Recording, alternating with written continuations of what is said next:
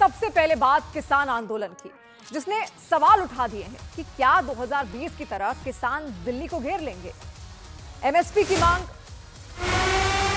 आगे बढ़ेगा, जैसा आगे बढ़ेगा दिल्ली कूच करेगा, पीछे नहीं हटेंगे।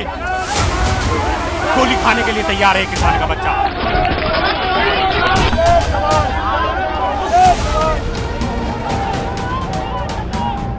क्रॉस करेंगे, द्वार क्रॉस करेंगे, आगे बढ़ेंगे क्रॉस करके। दिल्ली जाना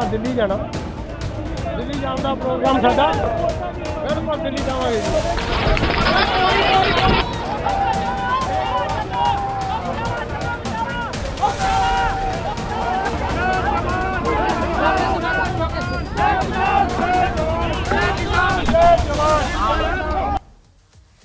एमएसपी की मांग, किसानों की कर्ज माफी और मुआवजे की मांग को लेकर किसान आंदोलन 3.0 को लेकर किसान आंदोलन अब शुरू हो चुका है और पिछले 2 बार की तरह इस बार भी इस आंदोलन का एपीसेंटर बना है अंबाला का शंभू बॉर्डर, जहां से किसान रविवार 12 बजे दिल्ली के लिए कूच करेंगे। किसान आज ही दिल्ली जाना चाहते थे, लेकिन दिल्ली चंडीगढ़ हाईवे पर पहुंचने से पहले ही हरियाणा पुलिस ने उन्हें रोक दिया। इसकी वजह से हजारों प्रदर्शनकारी किसान पुल पर जमा हो गए और आक्रोशित किसानों ने पुलिस की बैरिकेडिंग उखाड़ दी, कटीले तार की दीवार तोड़ डाली और जाली तोड़ने की कोशिश की। दूसरी ओर पुलिस ने उन्हें रोकने के लिए आंदोलनकारियों पर आंसू गैस के गोले भी दागे।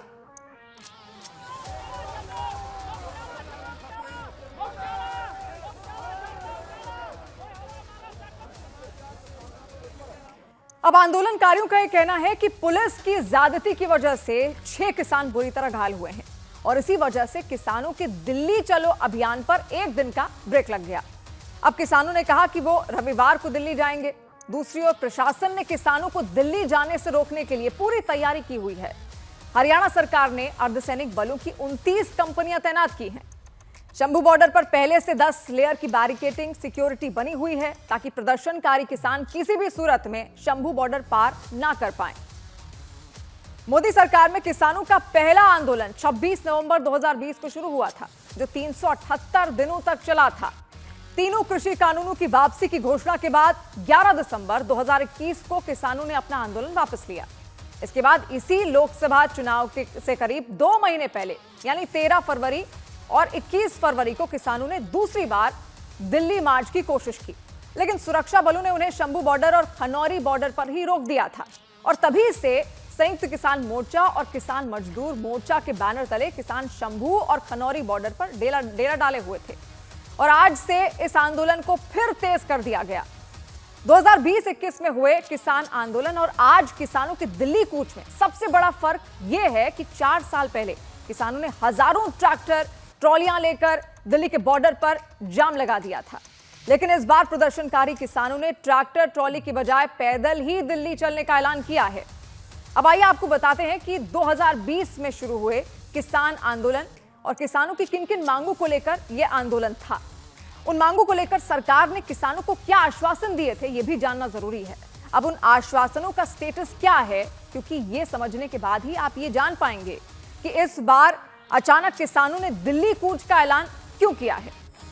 किसानों की पहली मांग थी कि तीनों कृषि कानून रद्द हो, जिस पर सरकार का आश्वासन दिया कि तीनों कृषि कानूनों की वापसी होगी और सरकार के आश्वासन का स्टेटस यह है कि प्रधानमंत्री नरेंद्र मोदी ने खुद तीनों कृषि कानून वापस लेने की बात कही थी। किसानों की दूसरी मांग थी कि एमएसपी की गारंटी मिले।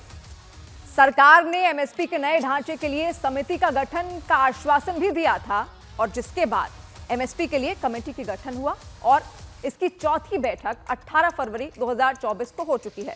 ये बात हम ऐसे ही नहीं कह रहे हैं। देखिए, एक पत्र भी उस वक्त सरकार की ओर से यहां पर रिलीज किया गया था और इन तमाम बातों का जिक्र इसमें भी है। इसका विषय देखिए, जो सब्जेक्ट है, वर्तमान गतिशील किसान आंदोलन के लंबित विषयों के संबंध में समाधान की दृष्टि से भारत सरकार की ओर से निम्नानुसार प्रस्ताव प्रेषित किया गया है। 2020 की बात है, जब पहली बार किसान आंदोलन हुआ था तो कमेटी बनाने की बात यहां पर कही गई है और जो आंदोलनों को वापस करने की बात यहां पर की जा रही है किसानों की ओर से, वो भी यहां पर साफ लिखा गया है। तो देखिए, इसका विषय आप यहां पर समझिए और सरकार ने क्या क्या कदम उठाए हैं, वो तमाम जो कदम है यहां पर लिखे गए हैं। कमेटी बनाने की घोषणा की है, ये यहां पर लिखा गया है। दूसरे में अगर आप देखें तो ये तो जहां तक किसानों को आंदोलन के वक्त के केसों का सवाल है, यूपी, उत्तराखंड, हिमाचल प्रदेश, मध्य प्रदेश, हरियाणा सरकार ने इसके लिए पूर्णतया सहमति दे दी है और तत्काल प्रभाव से आंदोलन संबंधित सभी केसों को वापस किया जाएगा। तो ये तमाम चीजों का जिक्र यहां पर किया गया है, इस लेटर में उस वक्त किया गया था और ये कदम सरकार की ओर से उठाए भी गए थे। किसानों की तीसरी मांग ये थी कि आंदोलनकारी किसानों पर दर्ज केस वापस हो। जैसा मैंने आपको बताया, ये हो भी चुका है, लेकिन फिर यही मांग निकलकर सामने आ रही है और इस पर सरकार ने आश्वासन दिया कि किसानों पर दर्ज केसों की वापसी होगी। जिसके बाद सरकार ने 9 दिसंबर 2021 को एक पत्र जारी कर लिखित में कहा कि कई राज्यों ने किसानों पर दर्ज केस को वापस लेने पर सहमति दे दी है। ये वही पत्र है। किसानों की चौथी मांग थी कि पराली जलाने पर कानूनी कार्रवाई ना हो। इस पर सरकार ने लिखित में कहा कि पराली जलाना आपराधिक नहीं होगा, लेकिन किसानों का आरोप है कि अब भी पराली जलाने पर जुर्माना और गिरफ्तारी हो रही है। यानी कि इन 4 मांगों से किसानों की एक मांग पूरी हो चुकी है। तीनों कृषि कानून वापस हो चुके हैं, जबकि दूसरी मांग यानी एमएसपी की गारंटी के लिए किसान और सरकार के बीच बहुत बैठकें चल रही हैं।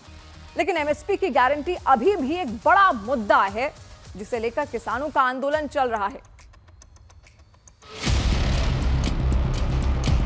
पीछे नहीं हटेंगे। गोली खाने के लिए तैयार है किसान का बच्चा।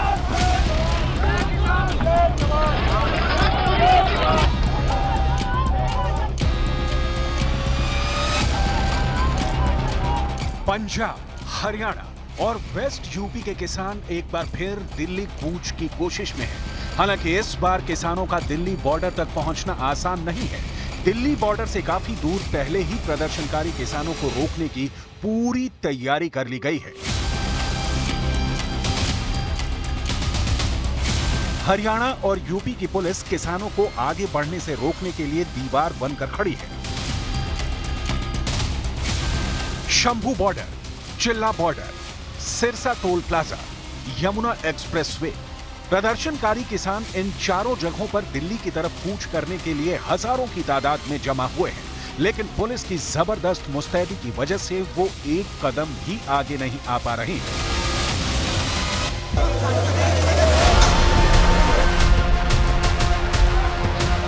अंबाला के शंभू बॉर्डर पर प्रदर्शनकारी किसान दिल्ली चलो के नारे के साथ आगे बढ़े। पुल पर पहुंचते ही उन्होंने सबसे पहले पुल के बीचों बीच लगे पर्दे को हटा दिया। इस पर्दे को पुलिस ने लगाया था। पुल पर लगाई गई एक बैरिकेडिंग को कुछ किसानों ने उठाकर किनारे रख दिया। पुलिस ने किसानों को रोकने के लिए जो कटीले तार लगाए थे उसे भी किसानों ने हटा दिया। पुल पर बनी अस्थायी दीवार के दूसरी तरफ पुलिस बल तैनात था और इस ओर हाथ में किसान संगठनों का झंडा और तिरंगा झंडा लिए प्रदर्शनकारी किसान दिल्ली चलो की हुंकार भर रहे थे।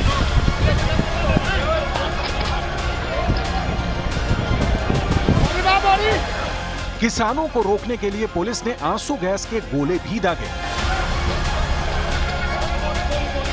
आज दोपहर शंभू बॉर्डर से 101 किसानों का जत्था दिल्ली के लिए रवाना हुआ, लेकिन वो जत्था पुल पार नहीं कर सका। पुल के ऊपर और नीचे दोनों जगह पुलिस फोर्स तैनात थी, लेकिन किसान भी अपनी जिद पर अड़े हैं। उनका साफ कहना है कि इस बार उन्हें कोई दीवार, कोई बाधा दिल्ली जाने से नहीं रोक सकती। हर प्रदर्शनकारी किसान यही कह रहा है कि या तो दिल्ली जाएंगे या तो मरेंगे। सरकार चाहे तो उन्हें गोली मरवा दे, लेकिन वो दिल्ली जाने के रास्ते पर पीछे नहीं हटेंगे।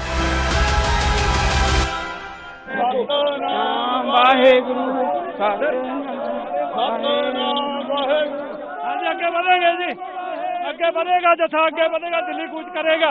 द्वार क्रॉस करेंगे, द्वार क्रॉस करेंगे, आगे बढ़ेंगे क्रॉस करके।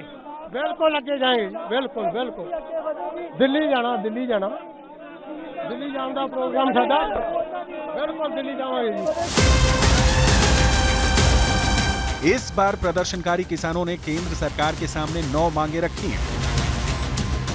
पहली मांग एमएसपी को कानूनी गारंटी, दूसरी मांग किसानों की कर्ज माफी, तीसरी मांग भूमिहीन किसानों के बच्चों को रोजगार, चौथी मांग खेतीहर मजदूरों के लिए पेंशन, पांचवी मांग बिजली की दरों में बढ़ोतरी ना हो, छठी मांग किसानों पर दर्ज केस वापस हो, सातवीं मांग 2021 के पीड़ितों को न्याय मिले, आठवीं मांग भूमि अधिग्रहण अधिनियम 2013 की बहाली, नौवीं मांग आंदोलन में मृत किसानों के परिवारों को मुआवजा। अंबाला में शंभू बॉर्डर के पास हजारों किसान जमा हुए हैं, लिहाजा हरियाणा की सैनी सरकार ने एहतियातन अंबाला में 9 दिसंबर तक के लिए इंटरनेट सेवा बंद कर दी है। किसानों को आगे जाने की इजाज़त नहीं दी गई है, उन्हें किसी को भी आगे यहाँ से जाने की इजाज़त नहीं दी जा रही। यहाँ तक कि इस बैरिकेड्स जो लोकेशन पे आपको मैं दिखा रहा हूँ, ये NH-24 का एरिया है और यहाँ से किसी भी वाहन को अंदर जाने की इजाज़त नहीं दी जा रही है और एक तरह से कहा जा सकता है इस रूट को यहाँ पे ब्लॉक कर दिया गया है और यहाँ पे देखा जा सकता है काफ़ी संख्या में हरियाणा पुलिस के जवान, इसके साथ साथ जो अर्धसैनिक जो बल हैं उनके जवान जो हैं उनकी तैनाती है। अर्धसैनिक बल पीछे हैं क्योंकि अभी शुरुआती तौर पे जो फर्स्ट आगे में आप देख सकते हैं यहाँ पर हरियाणा पुलिस के जो जवान हैं वो यहाँ पे तैनात किए गए हैं और जिस तरह से पिछले काफ़ी समय से यहाँ पे तकरीबन 500 से ज़्यादा किसान जो हैं वो यहाँ पे मौजूद हैं, लेकिन आज उनकी तादाद जो है वो काफ़ी उसमें इजाफा देखने को मिल रहा है और जिस तरह से पैरामिलिट्री फोर्सेस की भी यहाँ पे तैनाती है वो यहाँ पे देखी जा सकती है और किसानों को यहाँ पर ही रोकने की एक कोशिश की गई है। वहीं यूपी के ग्रेटर नोएडा में परी चौक पर प्रदर्शनकारी किसानों का जमावड़ा लगा हुआ है। पुलिस ने बीती रात 150 से ज्यादा किसानों को गिरफ्तार कर लिया। इसके बाद भी किसानों का प्रदर्शन जारी है और किसान दिल्ली चलो के नारे लगा रहे हैं। उधर सिरसा में भी किसानों के दिल्ली चलो ऐलान के बाद पुलिस का पहरा बढ़ गया। डबवाली स्थित खोया टोल प्लाजा पर पुलिस का जबरदस्त पहरा नजर आया।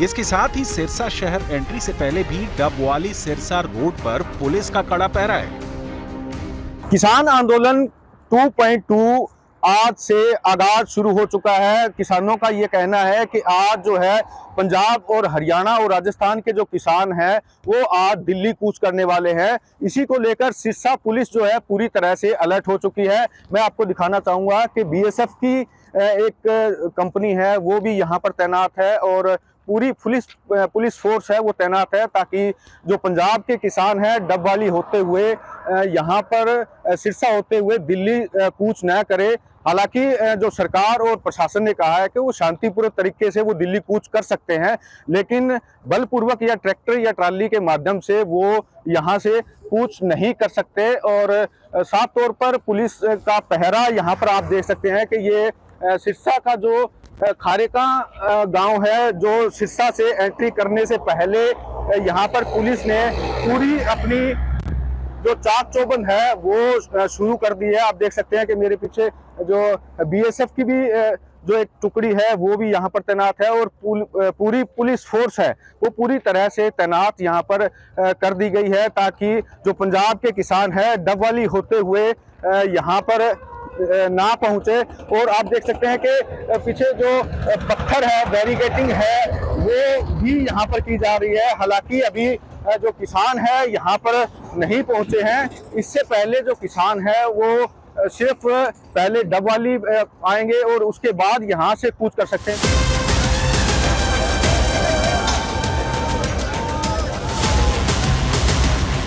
इस बार भी विपक्षी दलों ने एक सुर में प्रदर्शनकारी किसानों का समर्थन किया है। कांग्रेस, समाजवादी पार्टी, RJD और शिवसेना UBT ने किसानों के प्रदर्शन और उनकी मांगों को जायज ठहराते हुए सरकार पर निशाना साधा। जब किसान आंदोलन हुआ तो सरकार ने कुछ वायदे किए थे किसानों के साथ, देश के किसानों के साथ, जिसमें MSP को अमली जामा पहनाकर लीगल गारंटी देने का एक वायदा था। बहुत लंबे अरसे तक जब वो वायदा पूरा नहीं हुआ तो किसानों ने अपना आंदोलन दोबारा से शुरू किया और एक पक्का मोर्चा हरियाणा पंजाब बॉर्डर पे किसान बड़े लंबे समय से उस मोर्चे के माध्यम से वहाँ बैठे हुए हैं, शंभू बॉर्डर। आज किसानों ने दोबारा से दिल्ली कूच करने का निर्णय किया है, जो इस सरकार की वायदा खिलाफी का प्रतीक है। हमारी मांग है कि सरकार तुरंत अविलंब किसानों से बातचीत करे। गवर्नमेंट को उनकी मांगों को मानना चाहिए, उनसे बात करना चाहिए, उन्हें आंदोलन करने के लिए बेबस नहीं करना चाहिए। अगर सेंटर पर है किसान तो फिर। और अब बात संसद में कैश कांड की। संसद में आज कांग्रेस के राज्यसभा सांसद अभिषेक मनु सिंघवी की सीट पर नोटों के बंडल मिले, जिसके बाद भ्रष्टाचार को लेकर एक नया दंगल शुरू हो गया है। मैं समझता हूं ये बड़ा गंभीर विषय है कि इसमें भी कोई साजिश तो नहीं है। जिसकी टेबल मिला है सीट वो हाईएस्ट पेड है इनकम टैक्स का, और 50,000 रुपए का मिलना कोई अपराध नहीं। यह घटना पक्ष और विपक्ष में विभाजित होने के लिए नहीं है, ये सदन की गरिमा पर एक चोट है। काश इसका 10वां हिस्सा भी अडानी प्रकरण पे विरोध हुआ होता ना, तो बड़े नोटों के बंडल सामने आते। अब चिंता की बात यह है कि इतनी नोटों की गड्डियां कांग्रेस सांसदों के पास आ कहां से रही है। आज विपक्ष के सांसद संविधान, किसान और अडानी के मुद्दे पर सरकार को घेरने के लिए काला मास्क पहनकर संसद आए थे, लेकिन सरकार को घेरने की विपक्ष की कोशिश आज खुद वो कैशकांड में फंस गया, क्योंकि आज राज्यसभा में नोटों का एक बंडल मिला और इस बंडल में 500 रुपए के नोट थे। गंभीर बात यह है कि ये नोट कांग्रेस के राज्यसभा सांसद अभिषेक मनु सिंघवी की सीट से ही मिले।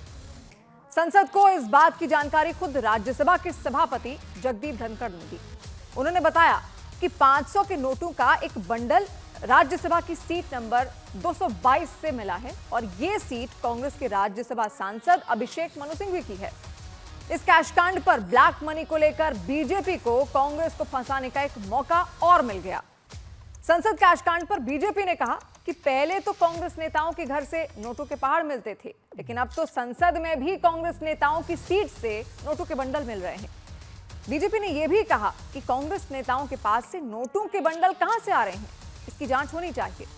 वहीं कांग्रेस इस घटना में राज्यसभा सांसद अभिषेक मनु सिंघवी का नाम लिए जाने से बुरी तरह चिड़ी हुई है। कांग्रेस ने कहा है कि जब तक इस बात की जांच पूरी ना हो जाए कि राज्यसभा में नोट कहां से आए, तब तक अभिषेक मनु सिंघवी का नाम नहीं लिया जाना चाहिए। अभिषेक मनु सिंघवी ने सफाई में कहा है कि वो राज्यसभा में 500 रुपए का एक नोट लेकर जाता हूं और उनके खिलाफ कैश कांड के झूठे आरोप हैं। राज्यसभा में कैश कांड की इस घटना से अब सवाल है कि क्या संसद में नोटों की गड्डी ले जाने पर बैन है, ये सवाल है, और इसके लिए क्या क्या नियम है, ये भी एक सवाल है। तो समझिए आप, संसद में कैश को लेकर स्पष्ट प्रतिबंध नहीं है, लेकिन सदन में कैश के प्रदर्शन और उपयोग पर प्रतिबंध है। संसद में किसी भी स्थिति में नोटों की गड्डी नहीं ले जा सकते, क्योंकि यह संसद की गरिमा को ठेस पहुंचाने वाला है। इस मामले में गंभीर बात यह है कि अभिषेक मनु सिंघवी की सीट से मिली नोटों की गड्डियों पर किसी ने दावा नहीं जताया है। यही बात संसद में नोटों की गड्डियों के पाए जाने पर बड़ा सवाल खड़ा भी करती है, क्योंकि यह तो संभव ही नहीं है कि कोई सांसद सदन में नोटों की गड्डियों को भूल जाए। इसीलिए सवाल है कि राज्यसभा में नोटों के बंडल लाए जाने का मकसद था क्या।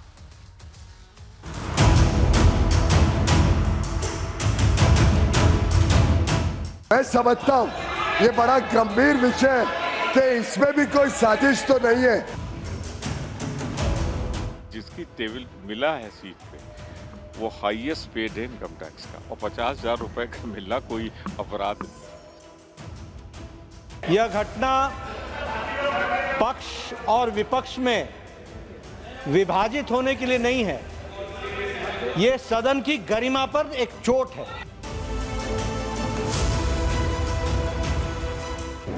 अब चिंता की बात यह है कि इतनी नोटों की गड्डियां कांग्रेस सांसदों के पास आ कहां से रही है। ये सीधे सीधे इस लोकतंत्र के मंदिर का अपमान है।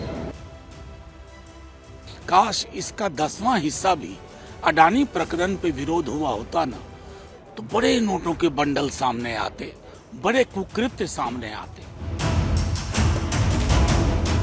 संसद के शीतकालीन सत्र में हर दिन नए मुद्दे पर हंगामा देखने को मिल रहा है, लेकिन शुक्रवार की सुबह एक ऐसा वाकया सामने आया जो संसद के इतिहास में शायद ही कभी देखने को मिला हो।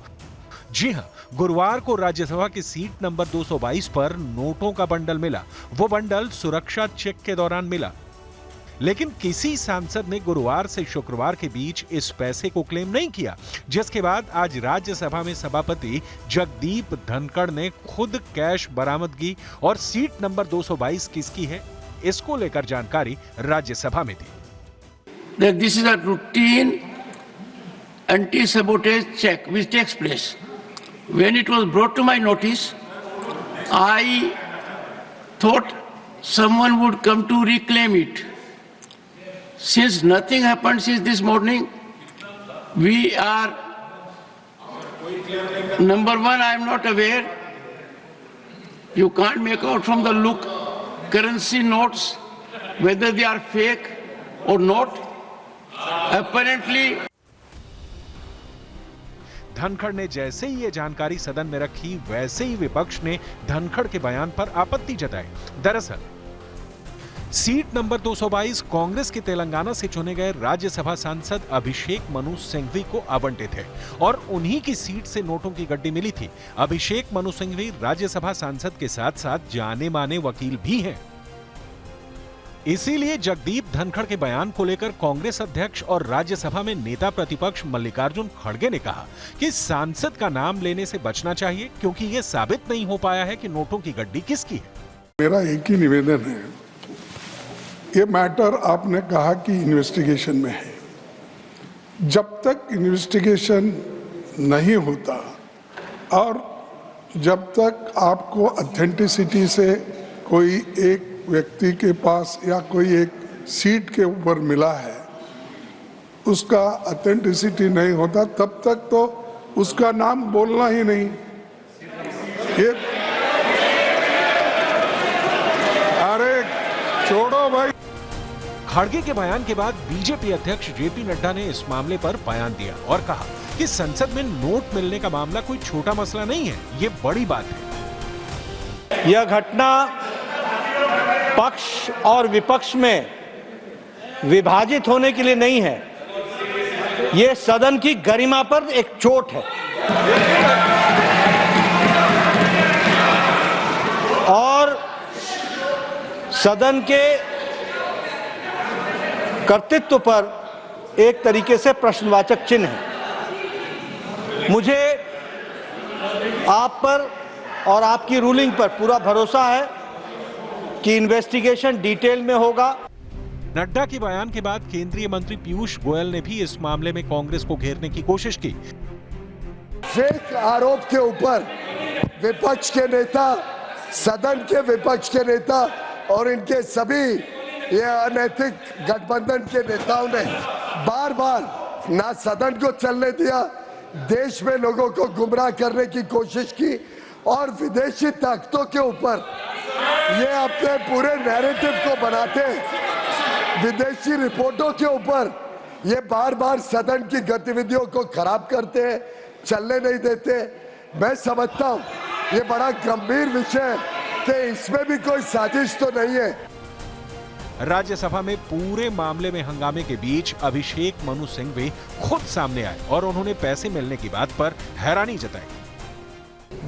और मैं समझता हूं कि मुझे वहां रख के छोड़ के जाना, ये इतनी एक हास्यास्पद चीज़ है। अगर ये गंभीर नहीं होती तो मैं इसको हास्यास्पद समझता, लेकिन एक और मूल बात है, हर चीज़ में राजनीति करना, हर चीज़ में आक्षेप प्रत्यारोप आरोप करना, मैं समझता हूँ हमारे पूरे सिस्टम को नीचे दिखाता है। बाकी जो भी कार्रवाई सही समझे करनी चाहिए, ये कहीं ना कहीं सिक्योरिटी लैप्स हुआ है, कहीं ना कहीं किसी गलती हुई है, लेकिन कोई किसी की सीट पे कुछ छोड़ दे, इसका मतलब है कि 24 घंटे सीट में या तो तार लगा दीजिए या सीट पे बांध के बैठिए।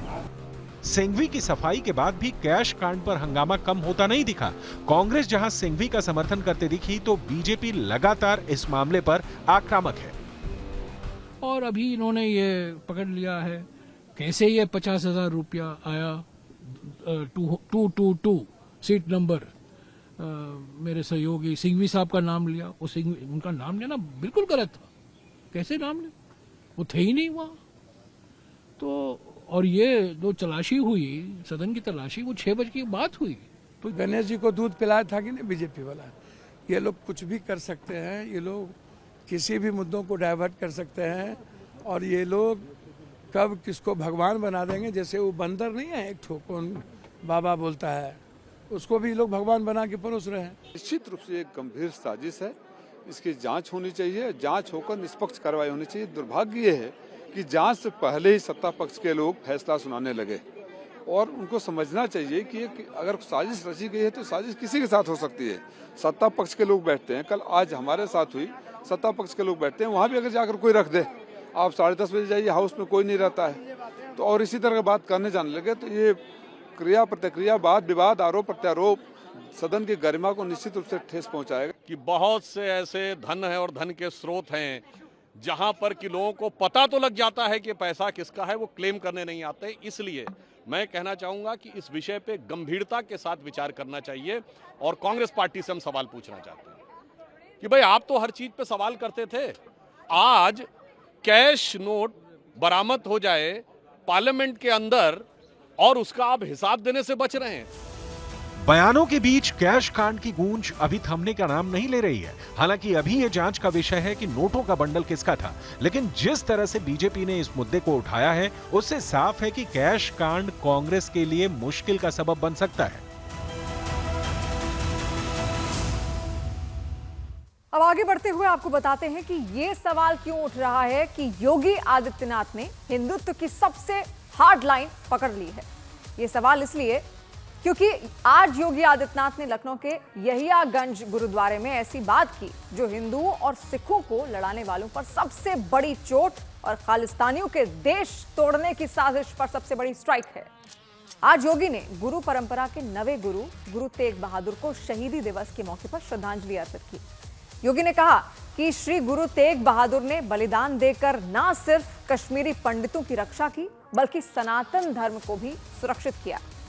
इसके बाद योगी ने पाकिस्तान के पंजाब प्रांत में स्थित ननकाना साहिब का जिक्र करते हुए कहा कि ननकाना साहिब हमसे कब तक दूर रहेगा और हमें ये अधिकार क्यों नहीं वापस मिलना चाहिए।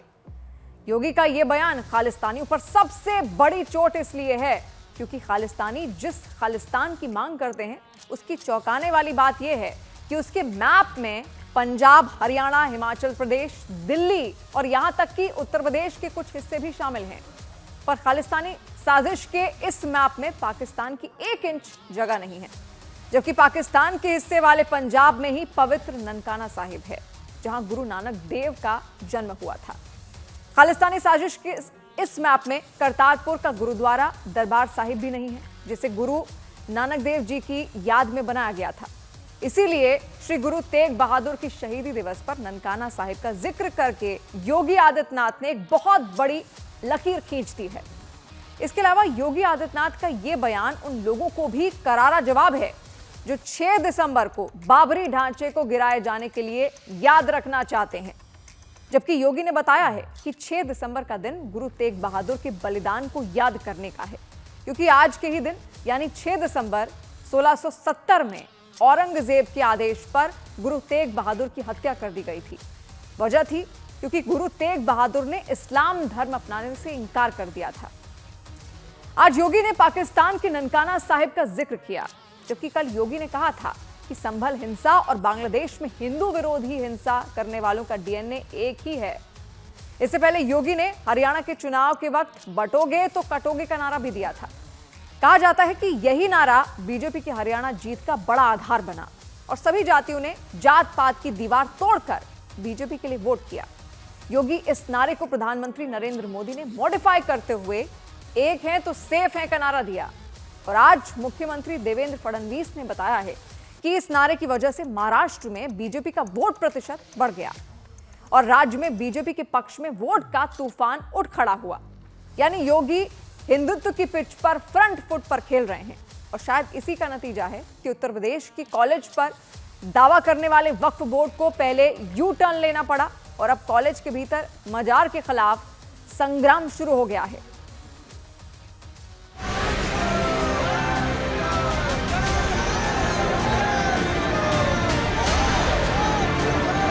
हमें बताना चाहते हैं कि छात्र नेताओं को प्रशासन दबा सकती है, हमें नहीं दबा सकती। यह पठन पाठन का क्षेत्र है, यहाँ पढ़ाई लिखाई होगी, ना कोई यहाँ नमाज अदा करेगा ना यहाँ कोई कुछ और होगा।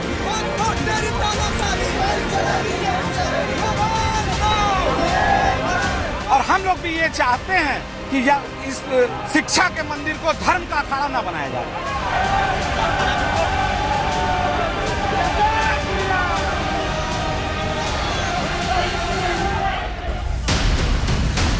हाथों में हनुमान ध्वज के साथ जय श्री राम की नारेबाजी करती ये भीड़ यूपी में वाराणसी के उदय प्रताप कॉलेज की है, जहां बड़ी संख्या में कॉलेज के पूर्व और मौजूदा छात्रों ने प्रदर्शन किया।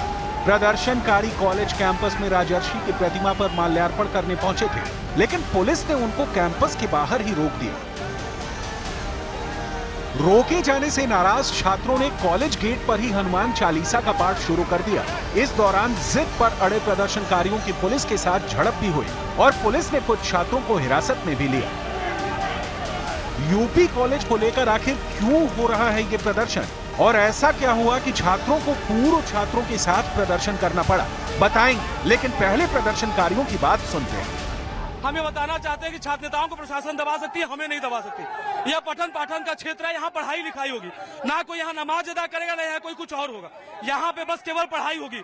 और ये जो वाकई बोर्ड ने फर्जी बयान दे के माहौल बिगाड़ने का काम किया है, उसके खिलाफ सरकार सख्त कार्रवाई करे। यूपी कॉलेज पहुंचे हैं माल्यार्पण करने, यहाँ पे हम लोग राजर्षि जी का दर्शन करने लगे, पर जिला प्रशासन द्वारा हमें रोका जा रहा है। वो ज्यादा दिन तक नहीं रोक पाएंगे।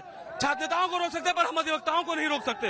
हम लोग यहाँ के प्राचीन छात्र हैं और राजर्षि बाबा पे हम लोग का हक है। जिस प्रकार से विगत कुछ दिनों में एक धर्म विशेष द्वारा इस कॉलेज परिसर को हथियाने का प्रयास किया जाता रहा, जो नैरेटिव सेट किया जाता रहा, उसके खिलाफ एक प्रतीकात्मक विरोध यहाँ के पूर्व छात्र संगठन द्वारा किया जा रहा है। हम लोग राजश्री जी का माल्यार्पण करने आए हैं और हम लोग भी ये चाहते हैं कि इस शिक्षा के मंदिर को धर्म का अखाड़ा न बनाया जाए। दरअसल मूल मामला वर्षों पुराना है, लेकिन मौजूदा प्रदर्शन की वजह ज्यादा पुरानी नहीं है। बस कुछ दिन पहले यहाँ वक्फ की एंट्री हुई और हालात यहाँ तक पहुँच गए। वक्फ ने दावा किया कॉलेज की जमीन पर, लेकिन अब मस्जिद भी हाथ से जाने की नौबत आ गई है। हालांकि वक्फ इस बात से वाकिफ था कि ये यूपी है और यहाँ योगी है। यही वजह है कि मामले को तूल पकड़ता देख वक्फ ने यू टर्न लेते हुए दावे को वापस ले लिया, लेकिन तब तक थोड़ी देर हो गई और अब वक्फ की लड़ाई नमाज तक आ गई है। पूरे घटनाक्रम की शुरुआत कॉलेज के 115वें स्थापना दिवस कार्यक्रम से शुरू होती है, जब यूपी के मुख्यमंत्री योगी आदित्यनाथ बतौर मुख्य अतिथि कार्यक्रम में शामिल होते हैं और कॉलेज को विश्वविद्यालय की मान्यता देने का भरोसा देते हैं। कार्यक्रम के अगले दिन यानी 26 नवंबर को एक नोटिस वायरल होता है, जिसमें कॉलेज की जमीन पर वक्फ का दावा बताया जाता है। इसके ठीक 3 दिन बाद 29 नवंबर को शुक्रवार के दिन अचानक बड़ी संख्या में मुस्लिम समाज के लोग कॉलेज कैंपस की मस्जिद में जुमे की नमाज पढ़ने पहुंच जाते हैं। 2 दिसंबर को कॉलेज के छात्र वक्फ और वायरल नोटिस के विरोध में प्रदर्शन करते हैं। अगले दिन 3 दिसंबर को सैकड़ों छात्र मस्जिद से थोड़ी दूरी पर हनुमान चालीसा का पाठ करते हैं और प्रदर्शन करते हैं, जिसके बाद कुछ छात्रों को पुलिस गिरफ्तार कर लेती है। अगले दिन 4 तारीख को वक्फ की तरफ से दावा वापस लेने की जानकारी के बाद कॉलेज वक्फ पर झूठे दावे का आरोप लगाता है। पूर्णतया निराधार। इस वक्त एक बड़ी खबर यह है कि बांग्लादेश में हिंदू पर हो रहे अत्याचारों के बीच भारत के विदेश सचिव बांग्लादेश जाएंगे। 9 दिसंबर को भारतीय विदेश सचिव बांग्लादेश का दौरा करेंगे। बांग्लादेश में हिंदू पर हो रहे जुल्म के बीच विदेश सचिव का यह दौरा काफी अहम माना जा रहा है।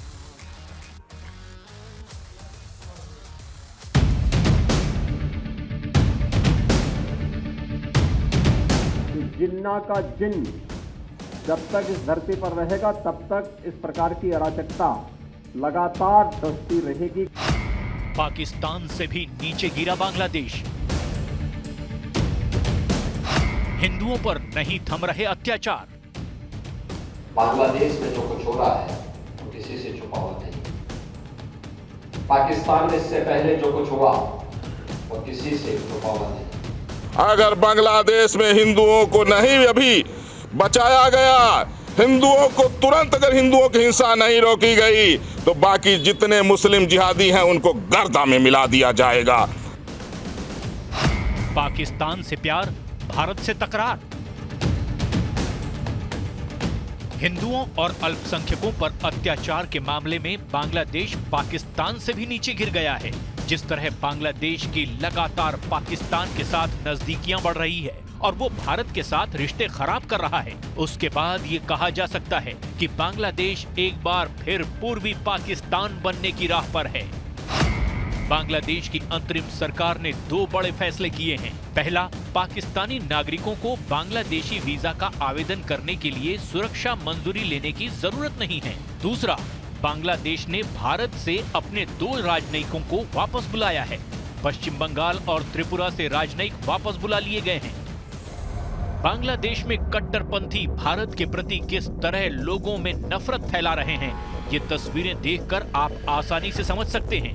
बांग्लादेश नेशनलिस्ट पार्टी यानी BNP के लीडर रूहुल कबीर रिजवी ने अपनी पत्नी की भारतीय साड़ी जलाकर भारत के खिलाफ विरोध प्रदर्शन किया। उन्होंने लोगों से साबुन, टूथपेस्ट, मिर्च, पपीता समेत सभी इंडियन प्रोडक्ट के बायकॉट की अपील की। एक तरफ हिंदुओं पर अत्याचार, दूसरी तरफ भारत के खिलाफ बढ़ती नफरत। बांग्लादेश के बदलते हालात पर आज एक बार फिर सीएम योगी ने हिंदुओं की सुरक्षा को लेकर चिंता जताई। बांग्लादेश में हिंदू, बौद्ध और अन्य अल्पसंख्यक समुदाय के लोगों को वहां के कट्टरपंथियों के द्वारा मारा जा रहा है, जलाया जा रहा है, उनकी संपत्ति को लूटा जा रहा है, माताओं और बहनों की इज्जत के साथ खिलवाड़ हो रहा है। मैं जानना चाहता हूं कि स्थितियां क्यों आई। याद करना, ये जिन्ना का जिन्न जब तक इस धरती पर रहेगा तब तक इस प्रकार की अराजकता लगातार डसती रहेगी, गरीबों को, वंचितों को, शोषितों को। शेख हसीना के तख्ता पलट के बाद से बांग्लादेश की यूनुस सरकार लगातार उनके फैसलों को पलट रही है। अब यूनुस सरकार ने बांग्लादेश के राष्ट्रपिता शेख मुजिबुर रहमान की फोटो को नोटों से हटाने का फैसला किया है। बांग्लादेश पर किस तरह कट्टरपंथी हावी हैं, उसका पता इस बात से चलता है कि जिन शेख मुजिबुर रहमान ने बांग्लादेश को आजादी दिलाई, जिन्हें बांग्लादेश का फाउंडर कहा जाता है, अब बांग्लादेश की नई सरकार मुल्क से उनका नामो निशान मिटा देना चाहती है। बांग्लादेश का केंद्रीय बैंक अंतरिम सरकार के निर्देश पर 20, 100, 500 और 1000 टका के नोट छाप रहा है। नए नोटों में शेख मुजिबुर रहमान के फोटो नहीं होंगे, बल्कि उसकी जगह इस साल जुलाई के विद्रोह की तस्वीरें शामिल होंगी।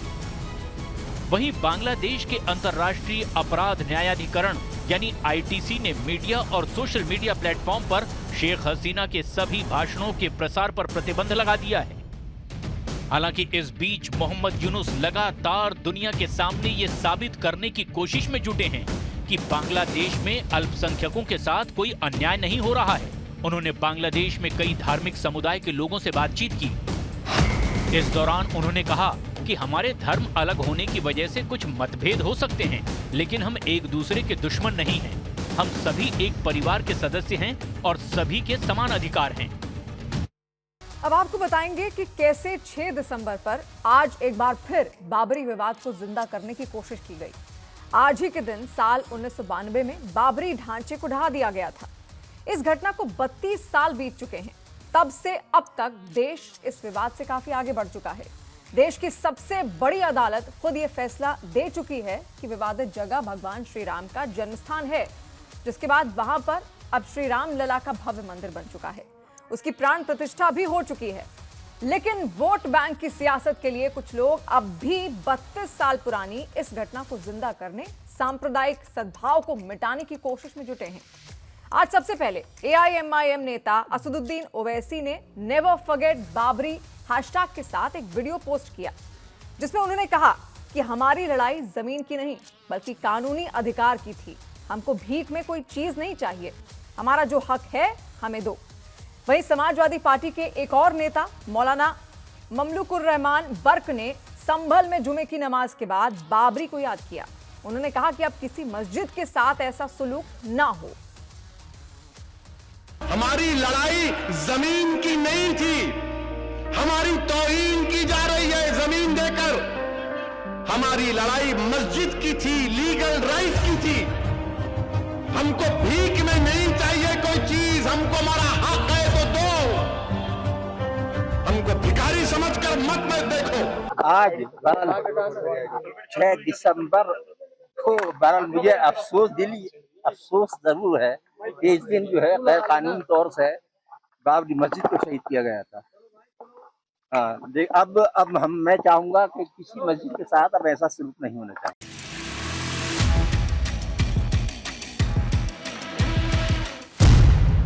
अयोध्या से प्रयागराज, मथुरा तक हाई अलर्ट। कई कंपनी PSC, RAF और RRF यहाँ पर ऑलरेडी डिप्लॉयड है। उसके साथ साथ सिविल पुलिस भी कल के लिए भी एक्स्ट्रा पूरी मंडल स्तर पर हमने दिया हूँ। 6 दिसंबर पर चप्पे चप्पे पर पुलिस की नजर। हमको भीख में नहीं चाहिए कोई चीज, हमको हमारा हक है तो दो। देख अब मैं चाहूंगा कि किसी मस्जिद के साथ अब ऐसा सलूक नहीं होना चाहिए। महाकुंभ में सुरक्षा के ऐतिहासिक इंतजाम। यहाँ पर वो हाईटेक व्यवस्थाएं की गई हैं जिससे स्वच्छता पूरे प्रयागराज शहर में। जुमे पर संभल में पुलिस का फ्लैग मार्च।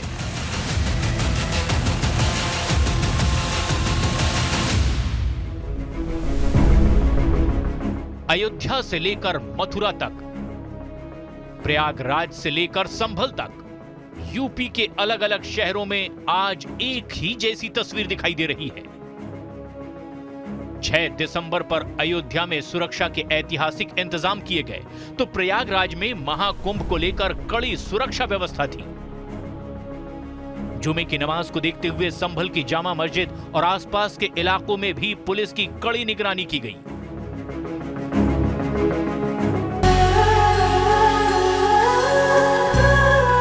पहले आप रामनगरी अयोध्या की ये तस्वीरें देखिए।